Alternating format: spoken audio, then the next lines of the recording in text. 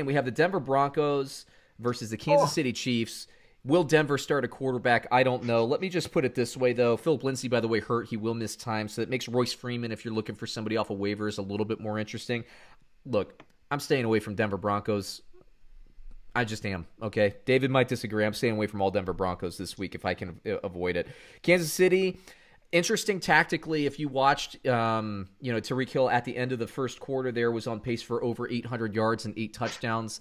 Only had like 66 yards for the rest of the game. I say only. I mean, Kansas City was playing a little bit of keep away ball at that point, trying to kill clock. But Tampa Bay did make that a game. It was interesting. But what I find very interesting is Tampa Bay, their adjustment.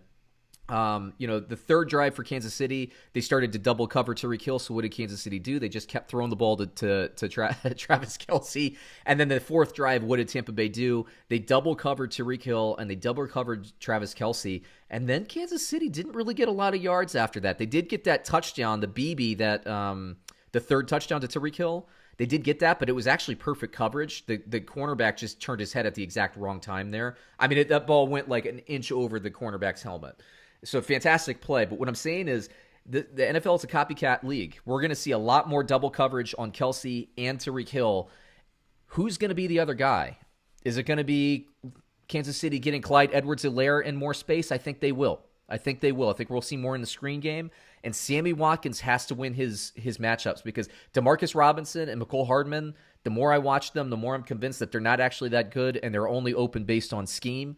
So they have to beat single coverage. The only receiver I think that's good enough to beat consistently single coverage is Sammy Watkins. So I think he ascends in the last quarter of the season because I really think all teams are going to double cover Kelce and Hill at this point and do their best. And I think Denver's going to be no different. Now, that's where I think Watkins is a sneaky daily fantasy play this week, and I think Edwards-Helaire out of the backfield, maybe some Le'Veon Bell as well out of the backfield.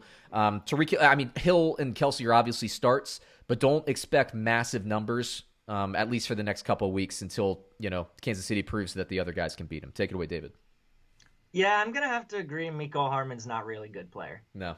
He doesn't look like. We've been waiting. We wanted it. We want him to be a good player, but he's just you gotta. You got to look. Byron Pringle, to me, is more impressive at this point than Mecole Hardman.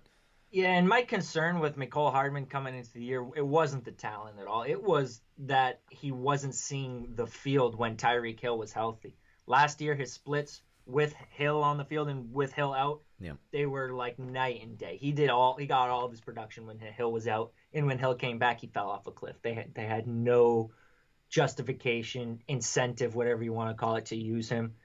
And we got to take into consideration the fact that he might have been drafted, and he probably was in part just as Tyreek Hill insurance. When they drafted him, they didn't know if Tyreek Hill was going to be out of the league for good with his domestic violence accusations. So it just doesn't look like they care to use Mecole Hardman. He's seeing less snaps than Byron Pringle, Demarcus Robinson. Like, I would trade Mecole Hardman in a dynasty just off of his name value. And you're trading low, you're selling low, but someone will still probably overpay just for someone attached to the Kansas City offense.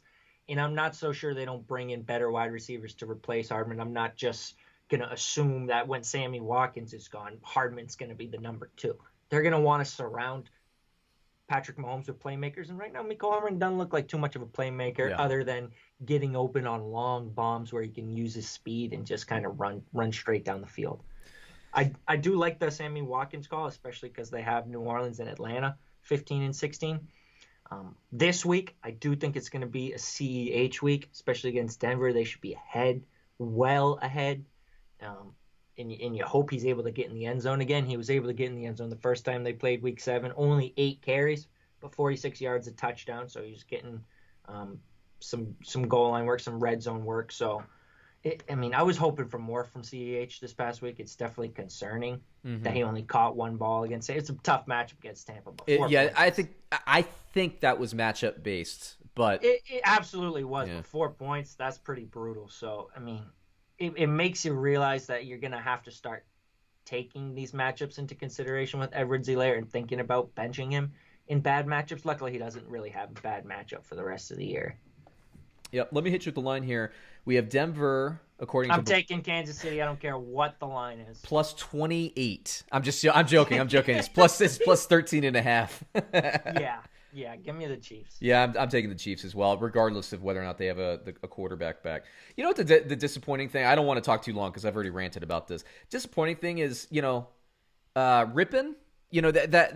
These guys that are on the bottom of the depth chart, they really kind of blew their opportunity to get a start there. If they just, anyway, it is what it is. Next game.